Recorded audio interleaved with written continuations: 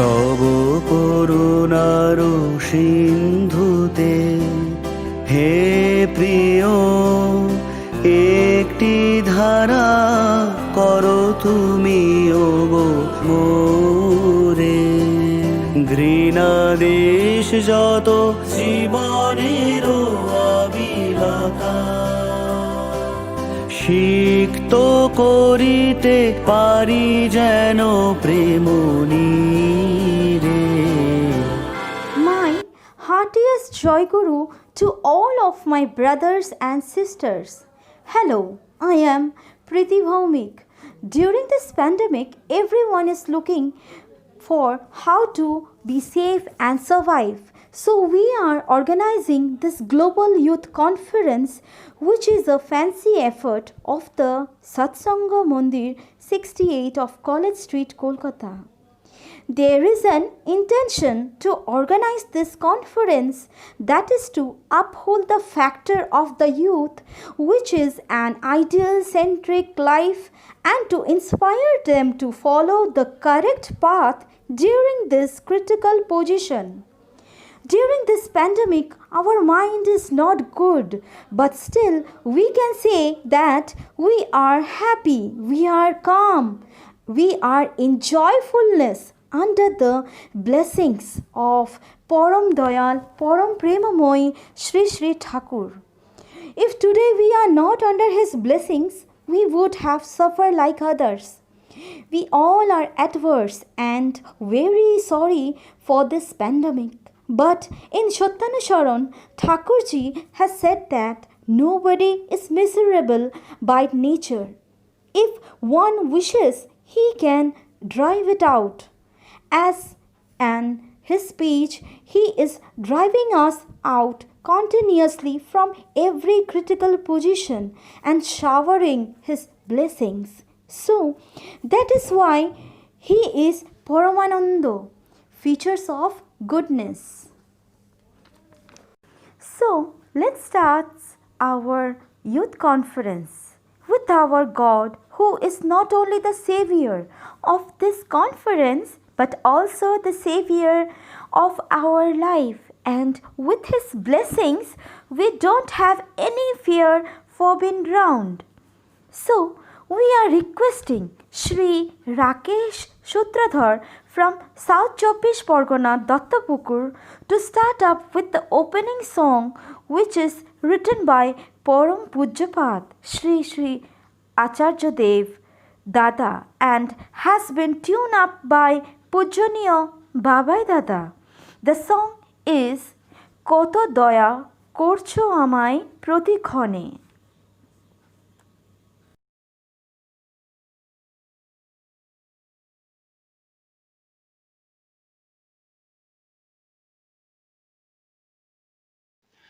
কত দয়া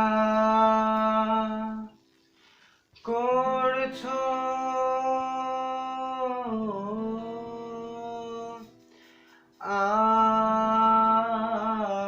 আমায় প্রতি ক্ষণে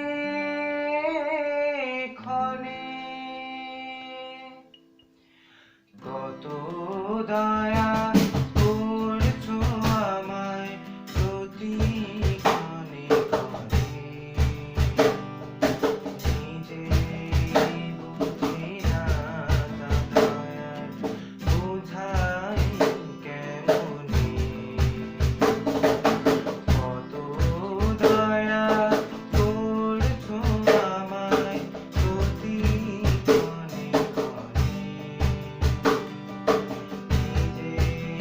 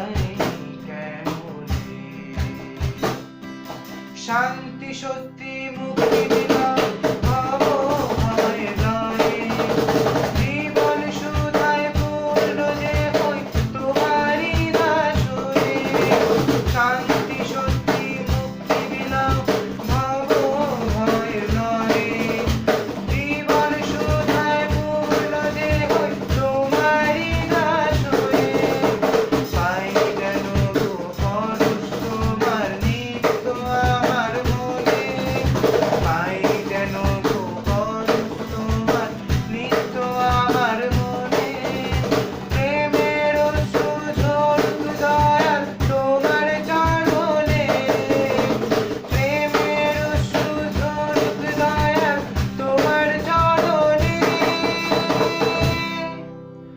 কত দয়া করছো আমায় প্রতিক্ষণে ক্ষণে নিজে বুঝি না বুঝাই কেমনে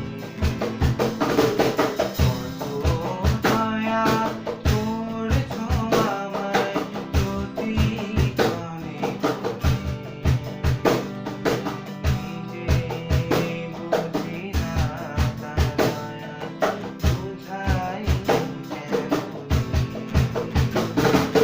কত দয়া করছো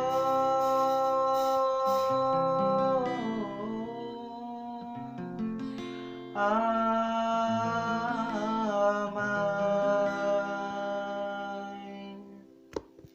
Really, the song means a lot because His blessings continuously saving us from every difficulties.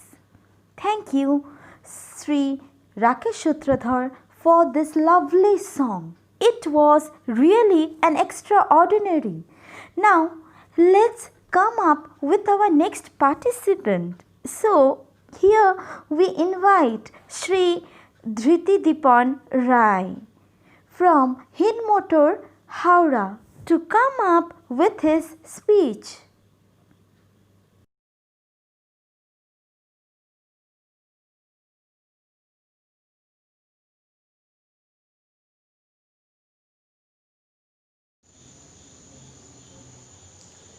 পরম প্রেমময় শ্রী শ্রী ঠাকুর শ্রীচরণের শতকোটি প্রণাম। জগজ্জননী শ্রী শ্রী বড়মা শ্রীচরণে আমার শতকোটি প্রণাম। পরম পূজ্যপাদ শ্রী শ্রী বরদা শ্রীচরণের শতকোটি প্রণাম। পরম পূজ্যপাদ আচার্য শ্রী শ্রী দাদা শ্রীচরণের শতকোটি প্রণাম। বাবা দাদা শ্রীচরণের শতকোটি প্রণাম।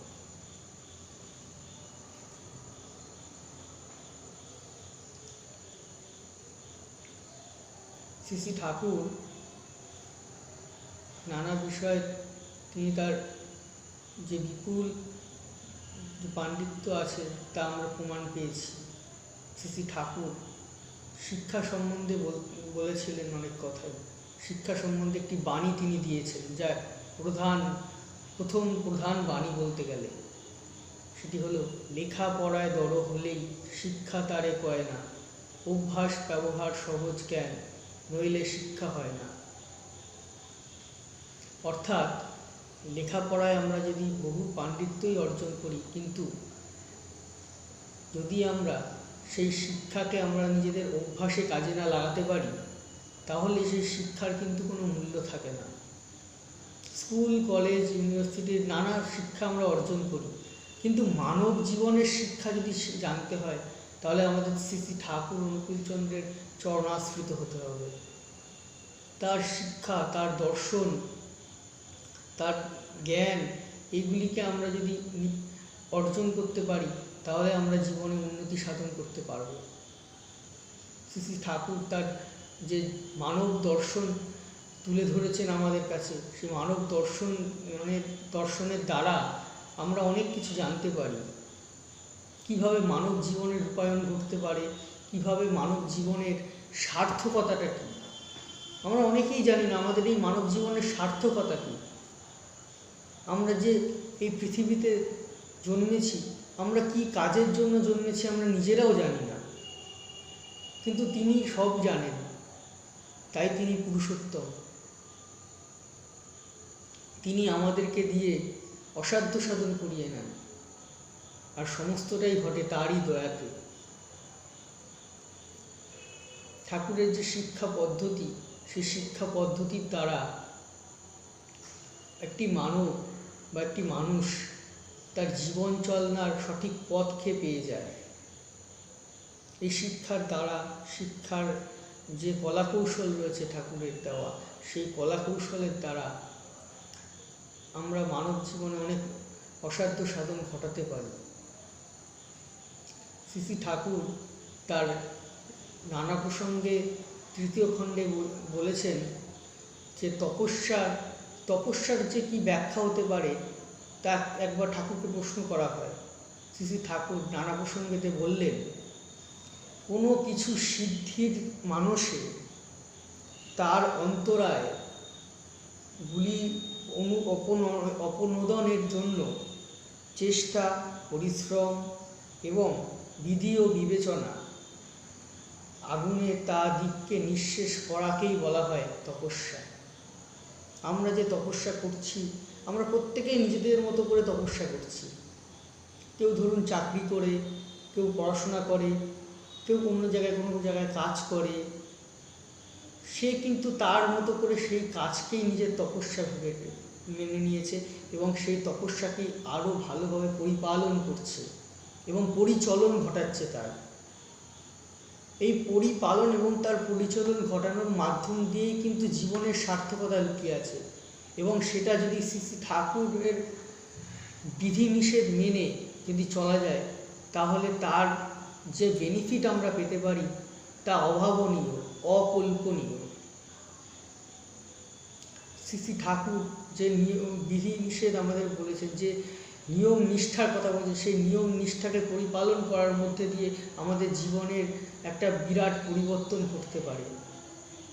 এই শিক্ষা, ঠাকুরের শিক্ষণীয় পদ্ধতি যে আছে, সেই শিক্ষা পদ্ধতির দ্বারা মানব জীবনের অনেক অসাধ্য সাধন ঘটতে পারে এবং ঠাকুরের যে বলা, তার যে বিধিনিষেধ, তার যে নিয়ম, এগুলোকে মেনে চলার মধ্যে দিয়ে আমরা আরও দূর এগিয়ে যেতে পারি। ঠাকুর আমাদের গুরুগৃহের শিক্ষার কথাও বলেছেন। আগে প্রাচীন যুগে আমরা যদি ইতিহাসকে দেখি, তাহলে আমরা দেখব যে সমাজে ব্রাহ্মণদের আধিপত্যটি অনেক বিস্তৃত ছিল এবং ব্রাহ্মণরা তাদের যে ঘর রয়েছে বা তাদের যে আশ্রম রয়েছে, সেই আশ্রমে ছাত্রদেরকে রেখে দিয়ে তারা গুরুগৃহেই তাদেরকে লেখাপড়া শেখাতো। সাথে নানা রকম আরও কলাকৌশল সেই সময় ছিল। আমরা ইতিহাস দেখলে এইগুলো জানতে পারি। শ্রী ঠাকুরও কিন্তু আমাদের গুরুগৃহে শিক্ষা বা তপবন শিক্ষার কথা বলেছেন, যার পরিকল্পনা হিসেবে ঠাকুর দেওঘরে তৈরি করেছেন তপবন বিদ্যালয়। এই শিক্ষা পদ্ধতি এবং শিক্ষার যে পরিপালন, এই পরিপালনের মধ্যে দিয়ে একটা সমাজ তৈরি হতে পারে, একটা রাষ্ট্র তৈরি হতে পারে। একটা রাষ্ট্র তৈরির মূল আধারই হলো শিক্ষা। যে রাষ্ট্রের কোনো শিক্ষার পরিকাঠামো থাকে না, সেই রাষ্ট্রের ভীতি খুব তাড়াতাড়ি ধ্বংস হওয়ার সম্মুখীন হয়। সেই জন্য শ্রী ঠাকুর যে আমাদের শিক্ষা পদ্ধতিকে বলেছেন, সে শিক্ষা পদ্ধতি আমাদের মেনে চলতে হবে। ঠাকুর একটি বাণীতে বলেছেন, you are for the Lord, not for others, you are for the Lord and so for others. অর্থাৎ আমরা তাকেই নিজেদের আরাধ্য মনে করে এবং তার অনুশাসনবাদকে মেনে চলে আমরা যদি সেই পথে চলতে পারি, তাহলে আমাদের জীবনে একটি বিপুল সার্থকতা আসবেই। ঠাকুরের যে বলাগুলি রয়েছে, তার যে তার যে চিন্তা ভাবনাগুলি রয়েছে, সেই চিন্তা ভাবনাগুলিকে যদি আমরা ন্যূনতম হলেও যদি কাজে লাগাতে পারি, তাহলেই আমাদের জীবনের আমূল পরিবর্তন ঘটে। আজকে এই গোটা সমাজে যে একটা ভয়াবহ পরিস্থিতির সৃষ্টি হয়েছে, মানুষ আতঙ্কিত হয়েছে, মানুষ জর্জরিত। আজ মানুষ মানুষের সঙ্গে কথা বলতে গেলেও অনেক দূরত্ব বজায় রেখে কথা বলে। আজ মানুষ মানুষের বাড়ি যেতেও ভয় পায়। এই পরিস্থিতি যা গোটা বিশ্বকে গ্রাস করে রেখেছে, এই গ্রাস আশা করি খুব শীঘ্রই কেটে যাবে। আচার্যদেব শ্রী দাদা বলেছেন যে মেঘ আসে, মেঘ আবার কেটেও যায়, ধৈর্য ধরতে হবে। তাই আমাদেরকে ধৈর্য ধরে থাকতে হবে, লক্ষ্যকে স্থির রাখতে হবে। লক্ষ্য যদি স্থির না থাকে তাহলে কিন্তু কোনো কাজই হবে না। ঠাকুর বলেছেন লক্ষ্য স্থির থাকলে দরজা আপনা আপনি খুলে যায়। তাই আমাদেরকে আমাদের লক্ষ্য স্থির রাখতে হবে। শ্রী শ্রী ঠাকুরের যে নিয়ম আছে, সে যে বাণীগুলি আছে, সেগুলোকে শুধুমাত্র আউড়ে গেলেই হবে না নিজের মতো করে। সেই বাণীগুলিকে নিজের মধ্যে আগে তৈরি করতে হবে, সেই বাণীগুলোকে আমাদের মেনে চলতে হবে। সেই মেনে চলার মাধ্যম দিয়েই কিন্তু আমরা বেড়ে উঠতে পারব। এবং এই বেড়ে ওঠা বা এগিয়ে নিয়ে চলার মধ্যেই কিন্তু আমাদের জীবনের একটি বিরাট সার্থকতা লুকিয়ে আছে। তার সাথে সাথে ঠাকুর আমাদের এই শিক্ষাও দিয়েছেন যে আমরা যাতে নিজেদের কথা শুধু না ভাবি, পারিপার্শ্বিকের কথাও ভাবতে হবে। শ্রী শ্রী ঠাকুর একটি বাণীতে বলেছেন, পড়শিরা তোর নিপাত যাবে, তুই বুঝে সুখ খাবি বুঝি, যা ছুটে যা ওদের বাঁচা, ওরাই যে তোর বাঁচার পুঁজি। তাই আমাদেরকে আমাদের পারিপার্শ্বিককে দেখতে হবে। আজ যে পরিস্থিতির সৃষ্টি হয়েছে গোটা বিশ্ব জুড়ে, তাতে আমরা পারিপার্শ্বিকের খোঁজ নেওয়া তো দূরের কথা, পারিপার্শ্বিকের বাড়ির কাছাকাছিও যেতে পারি না। সবসময় মনের মধ্যে একটি আতঙ্ক গ্রাস করে থাকে। এই আতঙ্ক জানি না কবে কাটবে, আশা করি কেটে যাবে খুব শিগগিরই। কিন্তু ঠাকুরের বিধিনিষেধ আমাদের মেনে চলতে হবে। এই বিধিনিষেধ না মেনে চলার ফলস্বরূপই কিন্তু আজকে এই পৃথিবীতে এক ভয়াবহ পরিস্থিতির সৃষ্টি হয়েছে। একটি সমীক্ষায় বলা হয়েছে যে দ্বিতীয় বিশ্বযুদ্ধে যত মানুষ না মারা গেছে, তার চেয়ে বেশি মানুষ মারা গেছে এই করোনা পরিস্থিতিতে। তবে হ্যাঁ, একটা কিন্তু ভালো আশাও আছে। এই ঠাকুরের বিধিনিষেধ চলার মধ্যে দিয়ে যারা আমরা সৎসঙ্গী, যারা আমরা নিত্য ঠাকুরকে মেনে চলছি, ঠাকুরের বিধিনিষেধকে মেনে চলছি, তারা কিন্তু খুব কমই আমরা এফেক্টেড হয়েছি এই করোনা ভাইরাসে। সেই জন্য আমাদের ঠাকুরের আরও বিধিনিষেধ মেনে চলতে হবে। প্রত্যেকে ভালো থাকবেন, সবার মঙ্গল প্রার্থনা করে আমি আমার বক্তব্য শেষ করি। জয় গুরু। Very well said. Very beautifully, he has enlightened the aspects of education that has been said by Sri Sri Thakurji.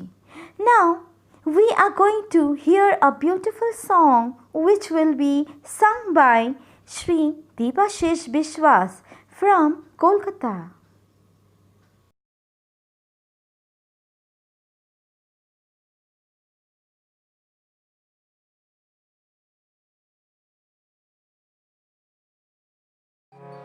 আলোয় আলোয় ভুবন ভরে,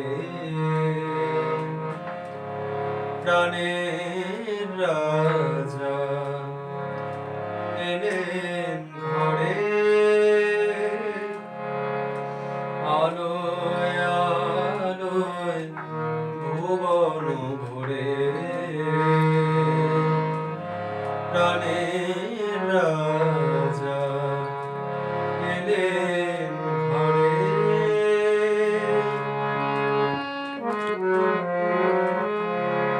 বয়ে বয়ে বেদনা ভয়, ক্লান্ত যারা ভয় কিরে আর। বয়ে বয়ে বেদনা ভয়, ক্লান্ত যারা ভয়ে কিরে আর। খুলে গেছে স্বর্গ দুয়ার, খুলে গেছে স্বর্গ দুয়ার। মুক্তি লোভী যাবি তোরে, প্রাণের রাজা এলেন ঘরে। আলোয় আলোয় ভুবন ভরে, প্রাণের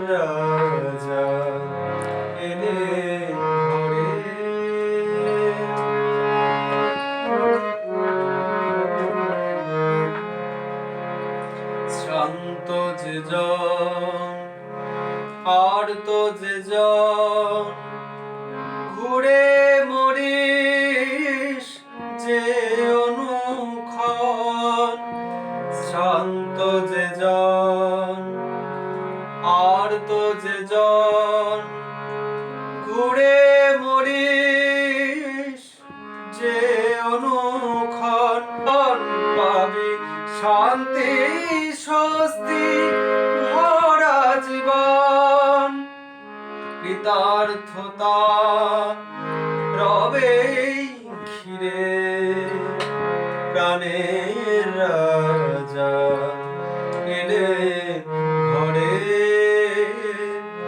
আলোয় আলোয় ভুবন ভরে প্রাণের রাজা এলে ঘরে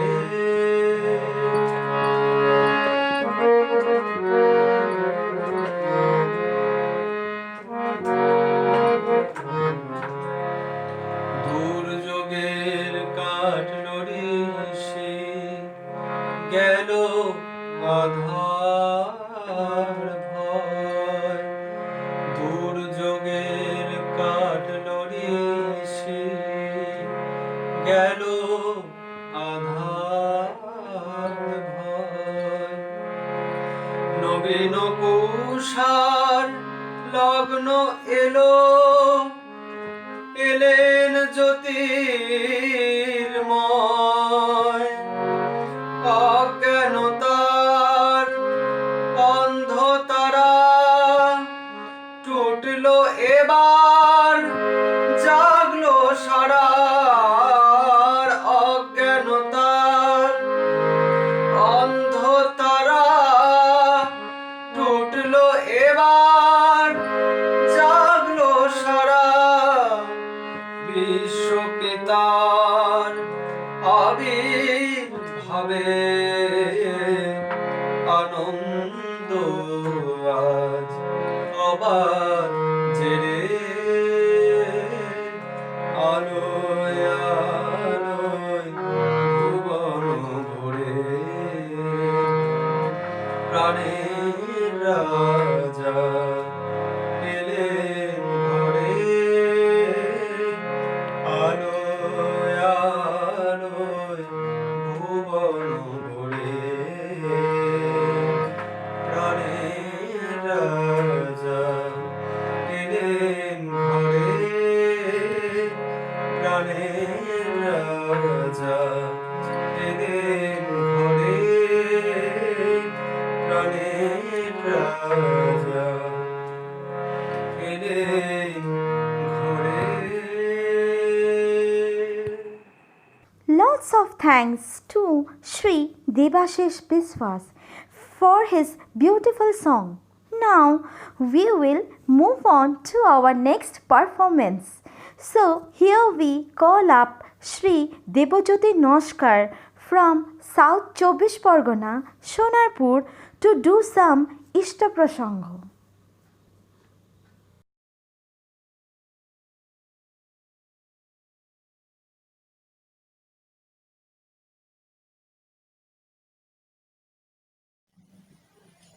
পরম প্রেমময় শ্রী ঠাকুরের রাঙা রাধুল চরণে আমার কোটি কোটি প্রণাম।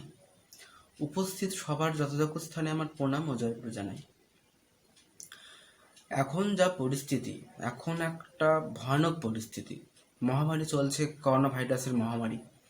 তো এই সময় এই যে অনলাইন সৎসঙ্গ করা বা নেটের মাধ্যমে ইন্টারনেট ইউজ করে যে আমরা যে গুরু ভাইদের সঙ্গে যে আলাপ আলোচনা করতে পারছি, ঠাকুরের কথা বলতে পারছি, ইষ্ট প্রশ্ন করতে পারছি, সৎসঙ্গ করতে পারছি, এটা আমাদের এক পরম দয়া, ঠাকুরের দয়া।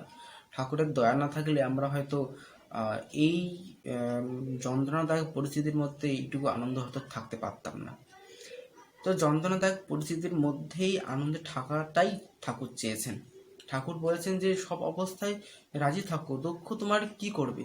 আমি যদি সব অবস্থায় রাজি থাকি তা দুঃখ আমার কি করতে পারে? আমার একটা পা ভেঙে গেছে, যাক ভেঙে, আমি আমার দাদা আছে, আমি মুখ আছে, আমি হাসবো, আমি হাসতেই পারি। আমার কোমরে ব্যথা, বাট আমার দাঁতে তো ব্যথা নেই, তাই হাসাই যেতেই পারি। তা কাল কি হবে সেটা তো আমি জানি না, তাই সেইটা আমার কাছে একটা অদৃষ্ট। এই যে অদৃষ্ট, এই অদৃষ্টকে ঠিক করার জন্য আমার কিছু গুরুর দরকার, যিনি বলে দেবেন যে এইভাবে চল, এইভাবে চল, তাহলেই তোর ফিউচার, আপকামিং ফিউচার তোর ভালো হবে, তুই ভালো থাকবি, তুই ভালোভাবে চলতে পারবি, তুই আর 5 জনকে ভালো রাখতে পারবি। তা এইটাই ঠাকুর আমাদের শেখান। তা এই যে লকডাউনে বাড়িতে বসে বসে ঠাকুরের আলোচনা করব, এটাই আমাদের কাছে একটা ইমিউনিটি। এই করোনা ভাইরাস থেকে মোকাবিলা করার জন্য আমাদের শরীরে দরকার ইমিউনিটি দরকার। এই যাজনটাই হলো আমাদের শরীরের ইমিউনিটি। আমরা যত বেশি যাজন করব, যত বেশি ঠাকুরের কথা অপরকে শোনাবো, তত আমাদের দেহে ইমিউনিটি পাওয়ার স্টোর হবে, যার ফলে আমরা করোনা ভাইরাস কেন, যে কোনো ভাইরাস আসলে কেন, আমরা মোকাবিলা আমরা করতে পারবো। প্রথমে তো 3টি বাণী, 3টি স্তম্ভ, যজন যজন ইষ্টভীতি। তারপরের 2টি তো আরও মেইন স্তম্ভ বলতে গেলে, আমাদের সফল বাঁচা যাকে বলে। এই দুটো স্তম্ভকে যদি আমরা ঠিকভাবে পালন করতে পারি, তা আমাদের বাঁচা কেন, আমাদের সব কিছুই সফল হবে। সেই দুটি হলো স্বস্তিনী আর সদাচার। ঠাকুর বললেন যে সদাচারের রত নয়, পদে পদে তার ভয়। সদাচার কি? সদাচার হলো যে এই যে চোখে নাকে মুখে হাত না দেওয়া, বাথরুমে গিয়ে সব কিছু ঠিক মতন করে ধুয়ে আসা, হাত থেকে আরম্ভ করে সব কিছু সাবান দেওয়া, ধুয়ে আসা। তো দেখুন একটা কথা, মানুষ আজকাল ডিরেক্টলি হোক বা ইনডিরেক্টলি হোক, মানুষ কিন্তু হাত ধুচ্ছে, নাকে মুখে চোখে হাত দিচ্ছে না, কারণ তাদের একটা ভয়, এই করোনা ভাইরাস। তা ঠাকুরের কথা যদি আমি বলি, তা এইটা আমাদের ঠাকুর অনেক দিন আগেই শিখিয়ে গিয়েছে, বহুদিন আগে শিখিয়ে গিয়েছে যে সদাচারের পালনের কথা। আমরা যদি এইভাবে চলি ভালো থাকবো। তা আমরা বুক ফুলিয়ে বলতে পারি, গর্ব করে বলতে পারি যে হ্যাঁ, আমার ঠাকুর মহান, আমাদের ঠাকুর প্রচণ্ড সায়েন্টিফিক, যে এইরকম কথা তিনি কতদিন আগে বলে গিয়েছেন, যার ফলে আমরা তখনও ভালো ছিলাম, এখনও ভালো আছি এবং কালকেও ভালো থাকবো, এইটুকুনি বিশ্বাস আমাদের আছে। আর মাথার উপর তো তিনি সবসময়ই আছেন, তিনি চাইবেন না আমি খারাপ থাকি, তিনি চাইবেন না আমি অসুস্থ হয়ে পড়ি, তিনি চাইবেন যে আমি খুব ভালো থাকি। তো ঠাকুর এটাই চান, আমরা তো সবাই তার সন্তান, তিনি আমাদের পিতা, তিনি আমাদের মঙ্গলই চান।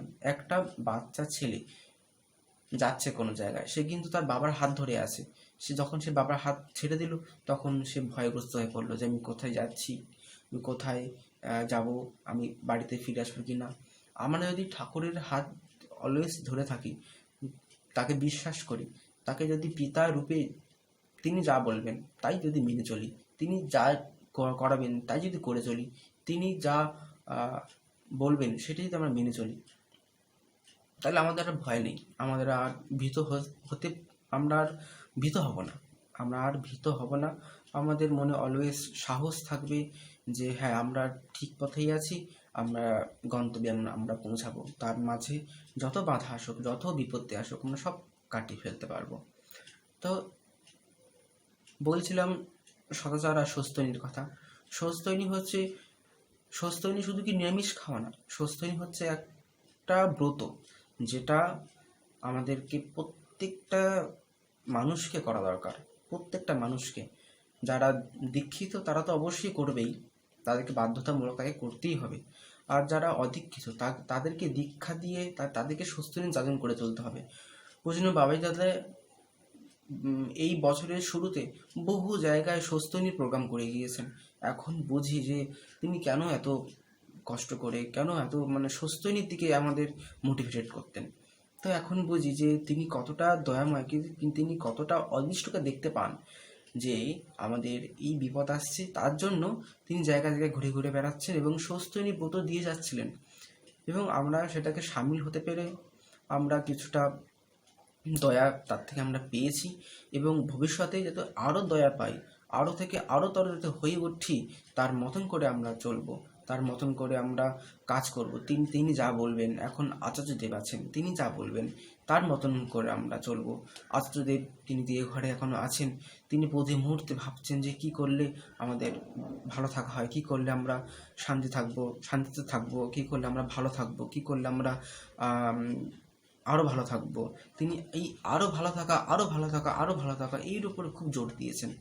যাই হোক, আমাদের ঠাকুরের মত অনুযায়ী চলতে হবে। ঠাকুর যে বলে গিয়েছেন যে সদাচার আর সস্তনির কথা, এটা আমরা তো অবশ্যই পালন করব। না হলে এখন যা যুগ, এখন যা সময়, সোজা কথা বলতে গেলে এটাই একমাত্র পথ ভালো থাকা এবং সর্বোপরি বেঁচে থাকার এই একমাত্রই পথ ঠাকুর ধরা, আর ঠাকুর ধরে তার বলা বাণীগুলো মেনে চলা। আমরা যদি এটা যদি করতে পারি, আমরা অবশ্যই জীবনে জয়যুক্ত হব। আমাদের আমাদের উদ্দেশ্য সফল হবে। আমরা তার জয়গান গাইতে পারবো। সবার মঙ্গল হোক। জয়গুরু। Thanks a lot to Sri Devajyoti Noshkar. He has beautifully enlightened the ideology of Sri Sri Thakurji. Now we will hear a song from Sri Suprajit Das, which has been written by Param Pujyapat Acharya Dev, Sri Sri Dada, and it has been tuned up by Pujaniyo Babai Dada. This is a very famous song.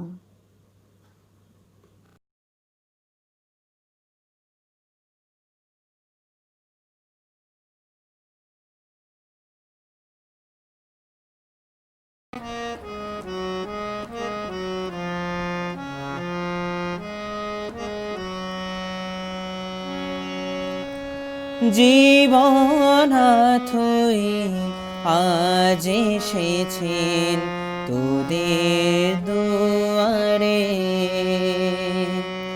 জীবনাথই আজ এসেছেন তোদের দুয়ারে।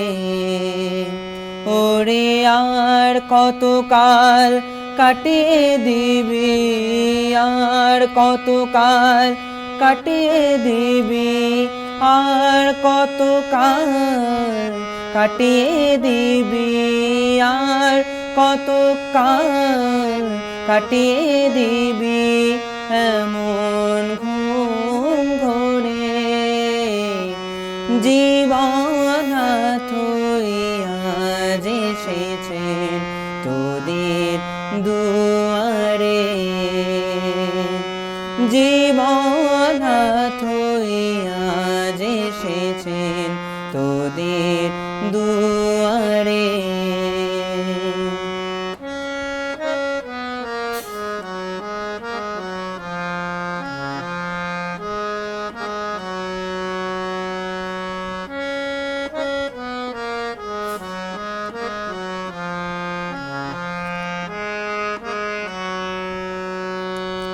প্রবৃত্তিরে আগল টুটে ধর দয়ালে চরণ দুটি, প্রবৃত্তিরে আগল টুটে ধর দয়ালে চরণ দুটি।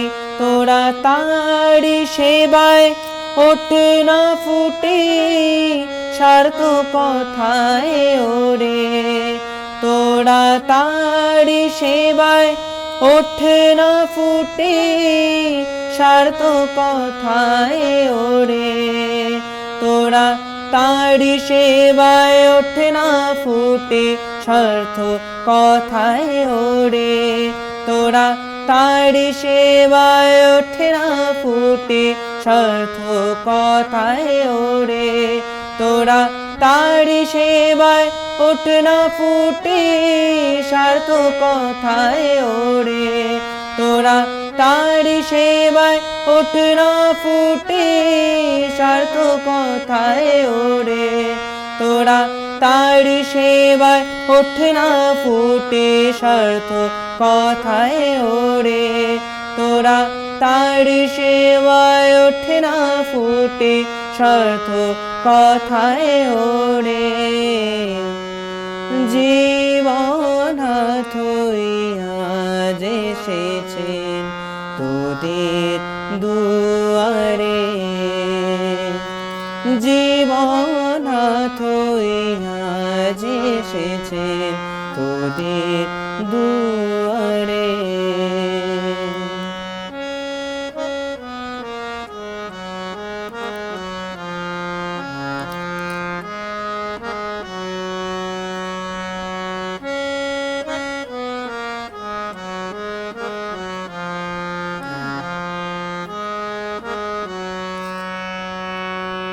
উঠুক না ঝড় জাগুক তুফান চল ছুটে চল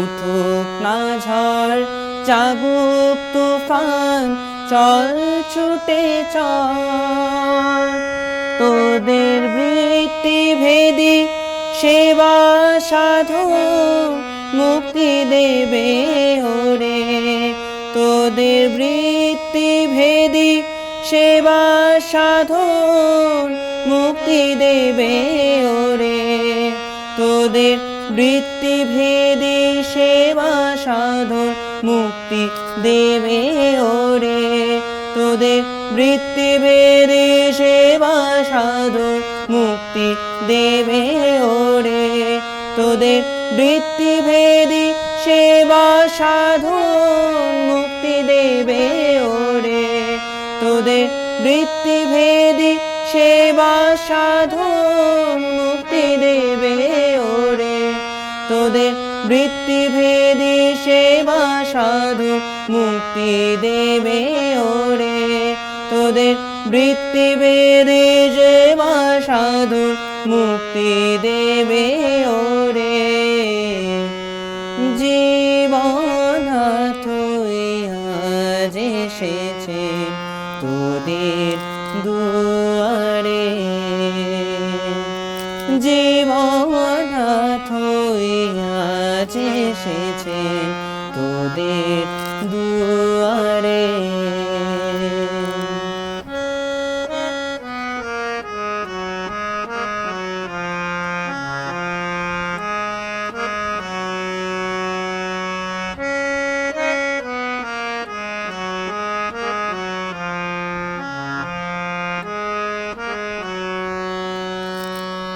লাগরে লাগনা তড়া সকল বাধার বাঁধনোরা লাগরে লাগনা তড়া সকল বাধার বাঁধনোরা লাগরে লাগনা তড়া সকল বাধার বাঁধনোরা লাগরে লাগনা তড়া সকল বাধার বাঁধনোরা তোরা তারে পাওয়ার মন্ত্রে তোরা হগতিশীল রে তোরা তারে পাওয়ার মন্ত্রে তোরা হগতিশীল রে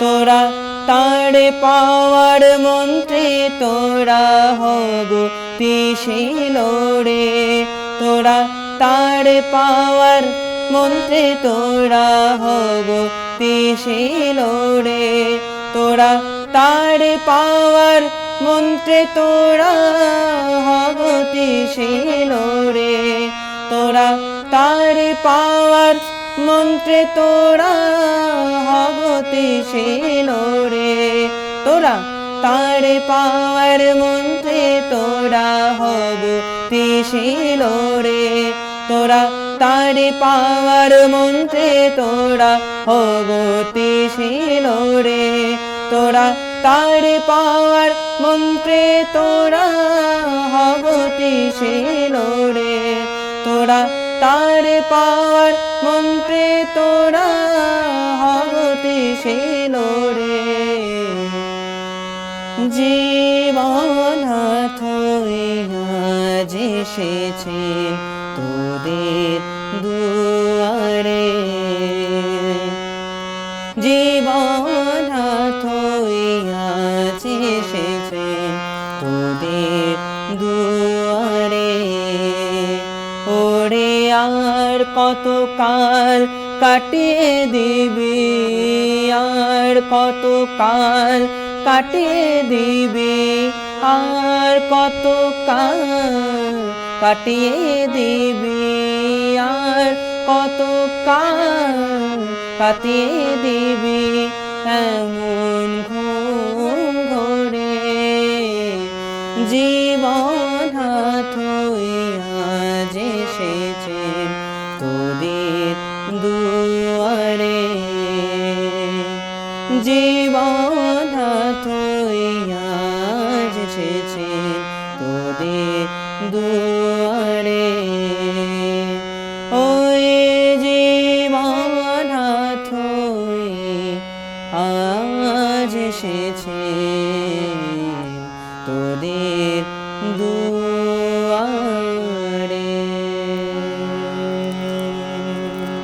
Thanks a lot for this beautiful song.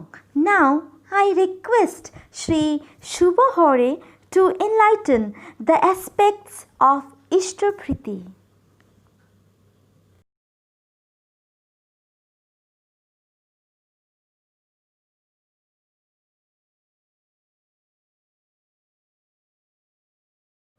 জয় গুরু। পরমপ্রমা শ্রী শ্রী ঠাকুর অনুকূলচন্দ্রের আমার চরণে কোটি কোটি প্রণাম। জগজ্জননী বড়মার চরণে আমার কোটি কোটি প্রণাম। পিতৃদেব শ্রী শ্রী বরদার চরণে আমার কোটি কোটি প্রণাম। বর্তমান সংঘর্ষাচার্য আচার্য শ্রী শ্রী দাদার চরণে আমার কোটি কোটি প্রণাম। পূজনীয় বাবাইদার চরণে প্রণাম। ঠাকুর বাড়ির চরণে প্রণাম। আমার ঋত্বিক দাদার চরণে প্রণাম। উপস্থিত ভক্তিপতি মায়েদের, দাদাদের আমার আনন্দিত জয়গুরু। আজকে 68-এর কলকাতা 68 মন্দিরের তরফ থেকে একটি যুব সম্মেলনের গ্লোবাল ইউথ কনফারেন্সের আয়োজন করা হয়েছে। তো সেইখানে আমাকে ইষ্টিভীতি সম্বন্ধে কিছু বলতে বলা হয়েছে। তো আমরা প্রত্যেকেই জানি যে ঠাকুরের পঞ্চনীতি মহাযজ্ঞ নীতি হচ্ছে পঞ্চনীতি, যজন যজন ইষ্টিভীতি স্বস্তৈনী সদাচার। তো এই ইষ্টিভীতি কিন্তু একটা খুব বড় চ্যাপ্টার। আর ইষ্টিভীতি সম্বন্ধে বলতে গেলে কিন্তু আমারও সেই ক্ষমতা নেই যে আমি কতটা কি বলতে পারবো। তো যতটা আমার নিজের ব্যক্তিগতভাবে জানা ঠাকুরকে ধরে, আর ইষ্টিভীতিটা কী বা ইষ্টিভীতিটা কী এবং ইষ্টিভীতি কেনই আমরা করি, এবং ইষ্টিভীতি পয়সা দিয়ে করার পেছনে তার মূল লক্ষ্যটা কী। ইষ্টিভীতি শব্দের অর্থ হচ্ছে, শ্রী শ্রী ঠাকুর বলেছেন, ইষ্ট মনে মঙ্গল, ভীতি মনে ভরণ পোষণ। আর এই ইষ্টিভীতিকেও নানাভাবে ব্যাখ্যা করেছেন ঠাকুর। যেমন নানা প্রসঙ্গে বলা হয়েছে ইষ্ট মানে পূর্ত, আর এই পূর্ত মানে বেঁচে থাকার জৈব ও অজৈব উপাদান। মানে জৈব অজৈব উপাদান মানে যা ছাড়া কোনো প্রাণী বেঁচে থাকতে পারে না। পূর্তকর্ম মানে ইষ্টকর্ম। এই ইষ্টভীতিকে কেন মহাযজ্ঞ বলেছেন? আমাদের আর্যশাস্ত্রে পঞ্চ মহাযজ্ঞের কথা উল্লেখ আছে। ব্রহ্মযজ্ঞ, ঋষিযজ্ঞ, ঋযজ্ঞ, ভূতযজ্ঞ। এই যজ্ঞ মানে কি? ইষ্টভীতিকে কেন যজ্ঞ বলা হচ্ছে? যজ্ঞ মানে কি? যজ্ঞ মানে মানুষকে জীবনে অধিষ্ঠিত করে তোলার প্রচেষ্টা। আর ইষ্টিভীতি মহাযজ্ঞের তার উদ্দেশ্য এবং নীতি তার মধ্যেই নিহিত আছে। এবার এই ইষ্টিভীতি কথার অনেক মানেও আছে। এই ইষ্টিভীতি মানে সামর্থ্যযজ্ঞ। সামর্থ্যযজ্ঞ মানে যারা নিত্য ইষ্টিভীতি করে তারা ইষ্টিভীতি করার ফলে সামর্থ্যবান হয়ে ওঠে। যে যার সামর্থ্য দিয়ে ইষ্টিভীতি করে। ইষ্টিভীতি মানে যজ্ঞ নিষ্পাদন করা, যজ্ঞকে সম্পূর্ণ করা, সামর্থ্যবান হয়ে ওঠা। ইষ্টিভীতি করার মধ্যে থেকে আমরা সামর্থ্যবান হয়ে উঠি। তো এই ইষ্টিভীতি কেন আমরা পয়সা দিয়ে করি? এর মধ্যে অনেক অভিমত আছে, কিন্তু আমাকে জানতে হবে। আমরা যখন কোনো কিছু বাজারে কিনতে যাই, ধরুন আমরা বাজারে গেলাম, গিয়ে বললাম যে আমাকে 100 টাকার রসগোল্লা দিন। আমি কিন্তু টাকা দিয়ে কিনলাম মিষ্টিটা, কিন্তু সেই মিষ্টিটা আমি যখন ঠাকুরের চরণে নিবেদন করলাম সেটা কিন্তু প্রসাদ হয়ে গেল। না, আমি কিনছি টাকা দিয়ে, কিন্তু যখন দিচ্ছি সেটা প্রসাদ হয়ে যাচ্ছে। তাই টাকা যখন আমরা ব্যক্তি স্বার্থে ব্যবহার করি, মানে নিজের জন্য ব্যবহার করি, তখন সেটা টাকা হয়, কিন্তু যখন ইষ্ট স্বার্থে ব্যবহার করি তখন সেটা প্রণামী হয়ে যায়। তো প্রণামী বাক্সে যখন আমরা মন্দিরে যাই, নানা রকম মন্দিরে দেখুন, কালী মন্দির বলুন, যে কোনো মন্দির বলুন, সেখানে প্রণামী বাক্স থাকে। সেখানে তো লেখা থাকে যে এখানে টাকা দিন, কিন্তু সেটা লেখা থাকে না। কি লেখা থাকে? প্রণামী দিন। মানে তার চরণে আমরা যখন টাকা নিবেদন করি সেটা কিন্তু প্রণামী হয়ে যায়। এবং আমাদের সারাদিনের কর্মের মধ্যে, মানে সকাল থেকে উঠে আমরা যখন যে কোনো কর্ম করি এবং রাত অবধি, আমরা কিন্তু প্রত্যেকটা জিনিস, এই সকালে ব্রাশ করি সেটাও কিনতে গেলে পয়সা লাগে, আমরা তারপরে টিফিন খাই সেটাও কিনতে গেলে পয়সা লাগে। তো পয়সা ছাড়া যখন কোনো জিনিসই হয় না, এবং তাই আমরা যখন সেই পয়সাটা নিবেদন করি, আমরা সকালবেলা সেই অর্ঘ্যটাকে যখন আমরা ঠাকুরকে নিবেদন করি, তখনই কিন্তু সেটা আমাদের প্রসাদ হয়ে যায়। এবং সেই প্রসাদ দিয়েই কিন্তু আমি আমাদের জিনিসপত্রগুলো কিনি, সেই পয়সা দিয়েই আমি আমাদের জিনিসপত্রগুলো কিনি।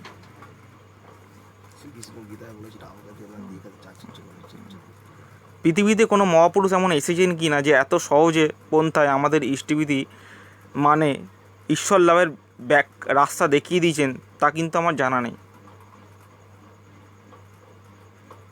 গীতায় শ্রীকৃষ্ণ বলেছেন যে আমাকে দিয়ে যে খায় সে অমৃত ভোজন করে, আর আমাকে দিয়ে যে না খায় সে পাপ ভক্ষণ করে। তাহলে এইটার মানে কি?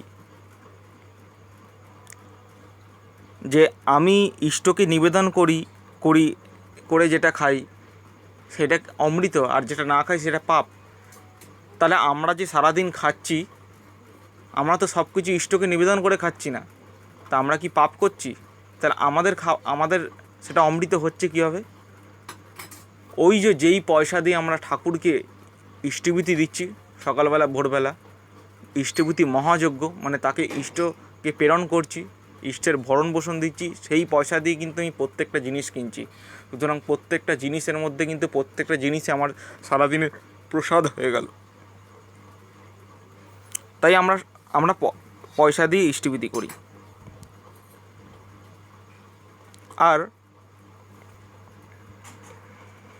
অনেকেই বলবেন যে ঠিক আছে দিদি, আমি পয়সা দিয়ে ইষ্টভূতি করি, আর পয়সা দিয়ে ইষ্টভূতি করার ফলে এবং সেই পয়সা দিয়ে যা কিনি সেগুলো যদি প্রসাদ হতে পারে, তাহলে তো আমি পয়সা দিয়ে মাছও কিনতে পারি, তাহলে সেই মাছটাকে কি প্রসাদ হবে?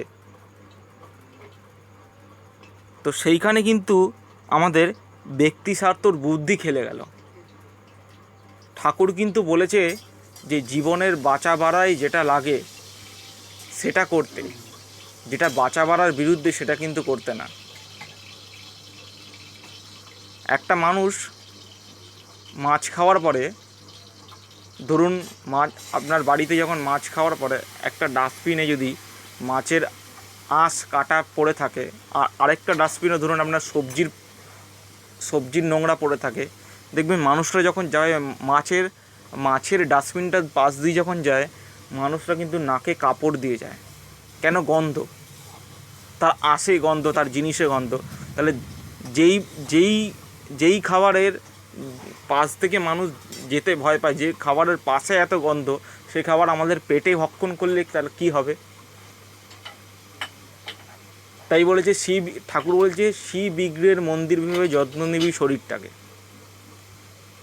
সুতরাং আমার পালন পোষণই আমার জীবনের বেড়ে ওঠার খাবার এই মাছ না, তাহলে আমাকে জীবনের বেড়ে ওঠার খাবার যেটা কি, সেটা আমাকে ঠাকুর বলে দিয়েছেন নিরামিষ আহার। পূজনীয় বাবাইদা বলেছেন যে ইষ্টভূতির ব্যাপারে আমাকে অ্যাগ্রেসিভ হতে হবে। মানে আমাকে যদি কেউ কোশ্চেন করে বা আমাকে যদি কেউ প্রশ্ন করে যে ইষ্টভূতির ব্যাপারে, যে তোমার ধর্মে তো পয়সার ব্যাপার চলে আসে, তখন আমরা কিন্তু একটু ভয় পেয়ে যাই। ভয় পেয়ে ভাবি কি না, তাহলে নিশ্চয়ই যে আমার কোনো ভুল আছে বা আমাদের ঠাকুরের কোনো ওখানে কিছু জানার আমার ভুল থাকে, আমি কিন্তু ভয় পেয়ে সরে আছি। তখন বাবাইদা, পুজনো বাবাইদা জোর গলায় বলতে বললেন যে এই যে তুই ছোটো থেকে বড় হয়েছিস, সেটা কি বিনা পয়সায় বড় হয়েছিস? তোর জন্মের সময় পয়সা লেগেছে, তোকে যে খাইয়ে পড়িয়ে বড় করেছে পিতামাতা, সেখানেও পয়সা লেগেছে। তুমি বাবা মার সেবা করবে, সেখানেও পয়সা লাগবে। তবে তোমার বাবা মার মধ্যে সম্পর্কে যদি পয়সা আসতে পারে, ঠাকুরের সময় আসবে না কেন? পূজনীয় বাবাইদা বলছেন এরমভাবে বলবি, তোমার সঙ্গে বাবা মার যে সম্পর্ক, তার মধ্যে পয়সার ব্যবহার হয়, তাহলে ঠাকুরের মধ্যে কেন না? বাবা মাকে যে বাবা মার মধ্যে যে পয়সার সম্পর্ক থাকে, সেখানে পয়সাটা ব্যবহার করা হয়। ঠাকুরকে যে পয়সা দিতে ব্যবহার করা হয় না। ঠাকুরের পয়সার দরকার নেই। ইষ্টভীতি কার জন্য করি আমরা? ইষ্টভীতি নিজের জন্য করি, নিজের বাঁচার জন্য করি, নিজের বাড়ার জন্য করি, নিজের মঙ্গলের জন্য করি।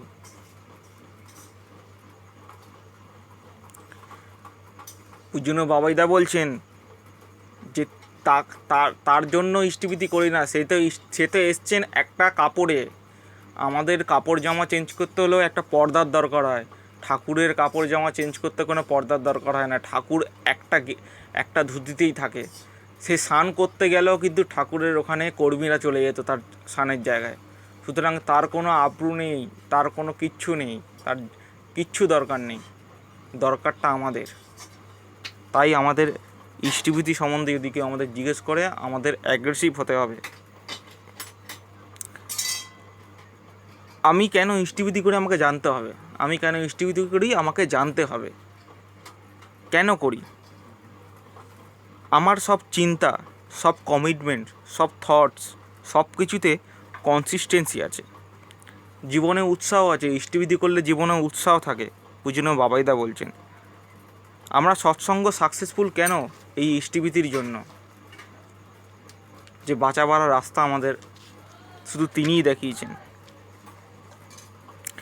একই জায়গায় একজন ডিমোরালাইজ হয়, আবার আমরা সেই জায়গায় পজিটিভ হই কেন? এই ইষ্টভীতির জন্য।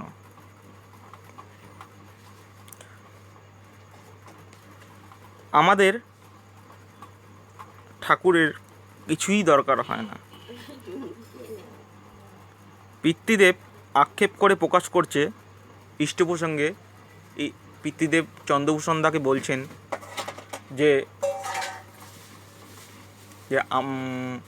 চন্দ্রভূষণ দাকে বলছেন যে চন্দ্রভূষণ দা একটা কথায় কথায় তাকে মন্দির বিগ্রহ প্রতিষ্ঠার কথা বলতে চন্দ্রভূষণ দাকে পিতৃদেব বলছেন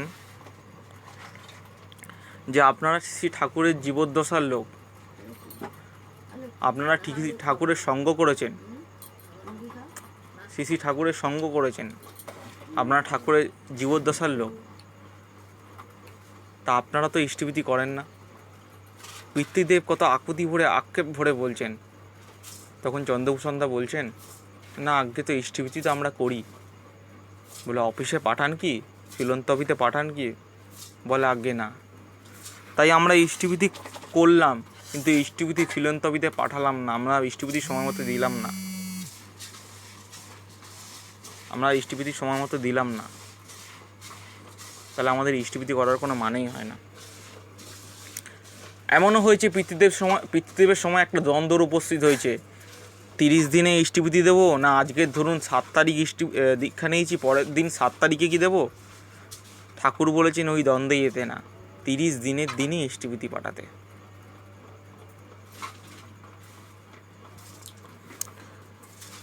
বলছে ইষ্টভীতি, শ্রী ঠাকুরের ইষ্টভীতি লিপি থেকে কিছু আমি অংশ বলছি।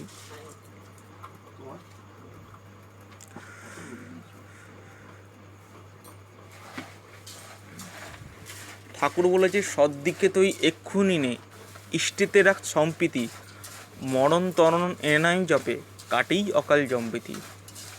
দীক্ষা নিলে জানিস মনে ইষ্টভীতি করতে হয়, ইষ্টভীতি বিহীন দীক্ষা কবু পীরে চেতন রায়। অরুণ উষার আগেই করিস রাত্রি শয্যার ত্যাগ, এ রাগেরই অরুণাগে করি ইষ্টিভীতির রাগ। দিন গুজরিনী আয় থেকে করে ইষ্টিভীতির আহরণ, জলগ্রহণী পূর্বেই তা করিস ইষ্টে নিবেদন। নিত্য এমন নিয়মিত যেমন পারিস করেই যা, মাসটি হবে সেই সবেতেই ইষ্টতানে পাঠাসটা। ইষ্টতানে পাঠিয়ে দিয়ে আরও দুটি ভুজ্জি রাখিস, গুরু ভাই বা গুরুজনের দুইজনকেই সেইটি দিস। ঠাকুর কেরমভাবে বুঝিয়ে বলে দিচ্ছে দেখুন, পাড়াপড়শির সেবার কাজে রাখিস কিন্তু কিছু আরও উপযুক্ত আপদগ্রস্তে দিতেই হবে যেটুকু পারো। এসবগুলির আচরণে ইষ্টিভীতি নিখুঁত হয়, এ না করি ইষ্টিভীতি জানিস কিন্তু পুণ্য নয়। দৈনন্দিন আহার যেমন ইষ্টিভীতি রাখিস তেমন, এইটিই জানিস কি নিহাত কম, এর কমে কে হয় বিষম, পারলে কমেই যাস না আর, কপটবতী হোস না আর। বিপদ আপদ বেড়া জলে শক্তি যদি পেতে চাস, শ্রদ্ধাভরে ইষ্টিভীতি নিত্য পালিত কাটবে পাস। নিত্য করিস ইষ্টিভীতি, পানপনে যা পারিস, দৈনন্দিন এই করাটায় আনবে বয়ে আসিস। তুই ধর্মকর্ম যতই করিস ইষ্টিভীতি ফেলে, সব জানিস তোর ব্যর্থ হলে ওরে আর্য ছেলে। সবচেয়ে তোর বড় ধান্দা ইষ্টিভীতি হেলে, তখন থেকেই দেখতে পাবি জীবন কেমন ফলে। যতই আসুক বিপদ আপদ যেমনই হোক প্রাণ, ইষ্টিভীতি আনে আনে সবার পরিত্রাণ। জীবন যদি যায় রে তোর ইষ্টিভীতি ছাড়িস না, ধর্ম অর্থ কামাক্ষরে ওই নিশে না ভুলিস না। ভিক্ষা করো ইষ্টিভীতি করলে আর্য ছেলে, অযুক্তিচরণ পর্যটনের ফল তাতে মেলে। ইষ্টিভীতি ইষ্টকে দিস, পরিস্থিতায় বঞ্চনা, অন্যকে তাই জেলেই জানিস আত্মবিভাগ বঞ্চনা। ইষ্টিভীতির ভাতৃপূজ্য অবজ্ঞা করে নেয় না, পায়ে লক্ষ্মী সেইটো থেলে নারায়ণে চায় না। রসুল পুজো করলো তোদের যার যাবে তা বললো কে, রসুলও তোদের সেই অবতার সেটাও তোরা ভুললি যে। জয়গুরু, আপনারা সবাই ভালো থাকবেন, ঠাকুরের বাণীগুলোকে মাথায় নিয়ে চলবেন, ইষ্টিবিধি করবেন, জীবনের মহাযজ্ঞকে নিজেকে সামিল করবেন, নালে কিন্তু আমরা রাবণ পুত্র ইন্দ্রজিতের মতো অবস্থা হবে। নিকুম্বিলা যজ্ঞাগার, সেই যজ্ঞের ভঙ্গ নামাতে কী হয়েছিল, তাই আমরা যেন সবাই ইষ্টিবিধিটা মন দিয়ে করি। জয়গুরু। Lots of thanks to Sri Shubho Hore for this enlightenment. Now I call up our last narrator, Sri Ishan Chakraborty, to share something.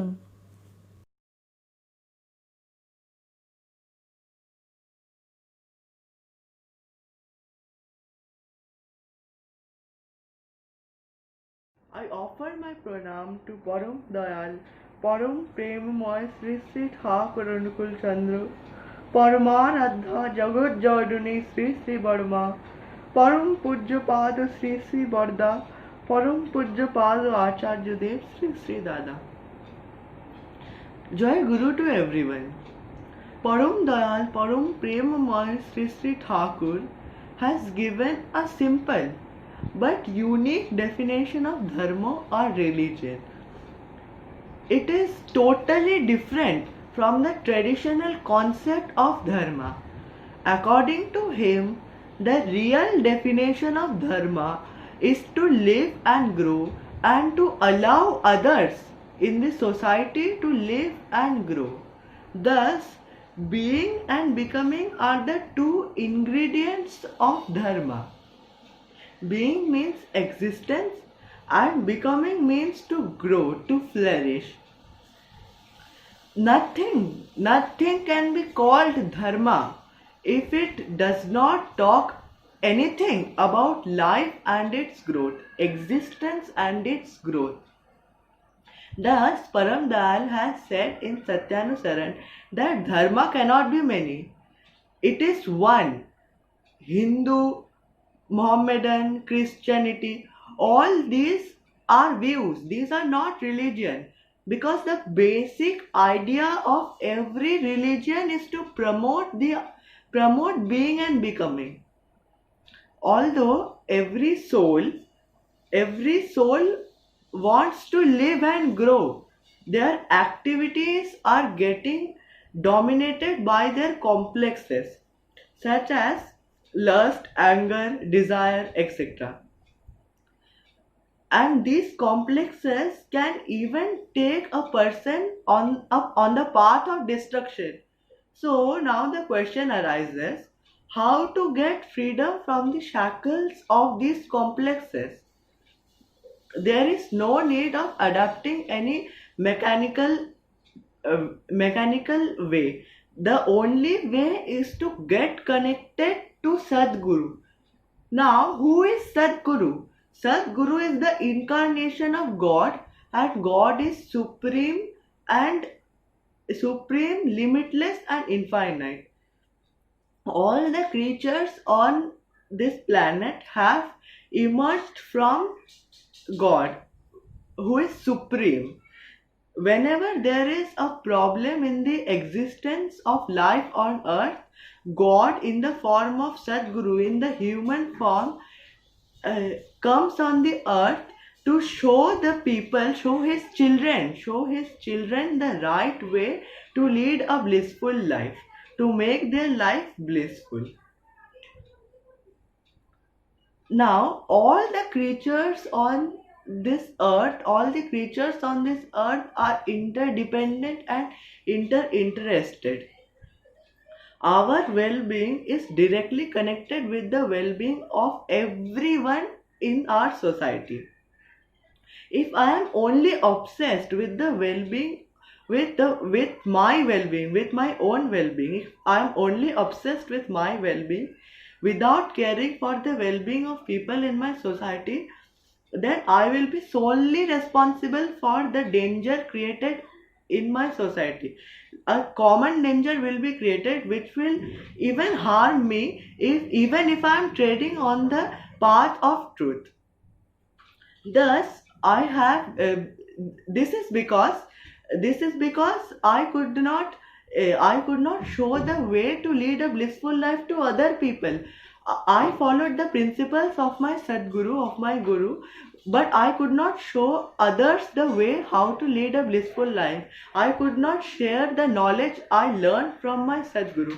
Hence, I have to share the knowledge I learned from Sadguru to other people. That is known as Yajan, which is one of the 5 principles given by Param Dayal, Param Premamay Sri Sri Thakur Anukul Chandra.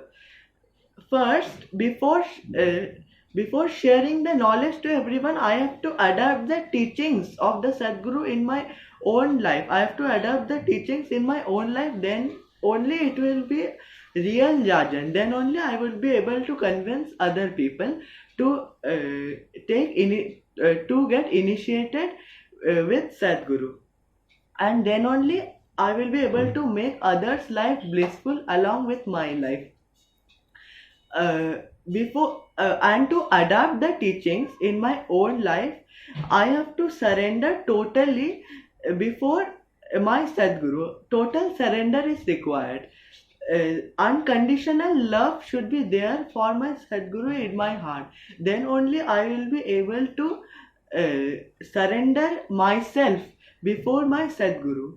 Many highly educated people submitted themselves before Param Dayal, Param Premamay Sri Sri Thakur, because all they lacked in the life was bliss. They had everything. They had education. They had their financial condition was stable. Then also they submitted themselves before Thakur because they lacked bliss in their life. And Param Dayal could show them the way to lead a blissful life. That's why they submitted. Like Krishna Prasanna Bhattacharya, who assisted Sir C.V.